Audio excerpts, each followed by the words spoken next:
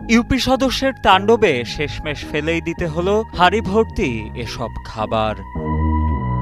বিয়েতে দাওয়াত না দেয়ায় দেশীয় অস্ত্র নিয়ে কনের বাড়িতে গিয়ে ভাঙচুর, লুটপাট, ককটেল বিস্ফোরণের পাশাপাশি মেহমানদের খাবার নষ্ট করে দেন স্থানীয় এক ইউপি সদস্য ও তার লোকজন।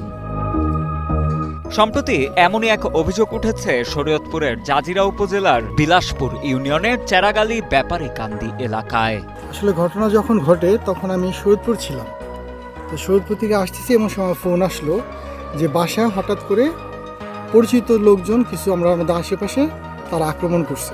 অভিযোগ উঠেছে ১৩ এপ্রিল রাতে গায়ে হলুদের অনুষ্ঠান চলাকালে লোকজন নিয়ে কনের বাড়িতে গিয়ে ককটেল বিস্ফোরণ ও ব্যাপক ভাঙচুর করে তাণ্ডব চালান ইউপি সদস্য নাসির উদ্দিন ও তার লোকজন। সে সময় অনুষ্ঠানে অংশগ্রহণকারী এক অতিথির গাড়িতেও ভাঙচুরের ঘটনা ঘটে বলে জানা যায়। হঠাৎ করে রাত্রে 11:30টার দিকে 20-40 জন ফুলাফান যে আপনাদের যে বিভিন্ন ধরনের অস্ত্রপাতি লইয়া ঢুকিয়া মানে কোনো কথা নেই ককটেল ফুটাইছে। প্রথমে একটা টাস্ক শব্দ হয়েছে, সম্পূর্ণ গ্লাস ভাঙা গাড়ি টুবাইয়া গাড়ির ভিতরে আমার কিছু টাকা আছিল, টাকা পয়সা আমি কোনো কিছুই পাই নাই, আমার সব কিছু নিয়ে গেছে। স্থানীয়দের দেয়া তথ্যের ভিত্তিতে জানা যায় পারিবারিক অবস্থা অসচ্ছল হওয়ায় ছোট পরিসরেই চাচাতো বোনের বিয়ের আয়োজন করেন ওই এলাকার বাসিন্দা সৈয়দ তাজুল ইসলাম। বিয়ের আয়োজন ছোট পরিসরে হওয়ার কারণে বিয়েতে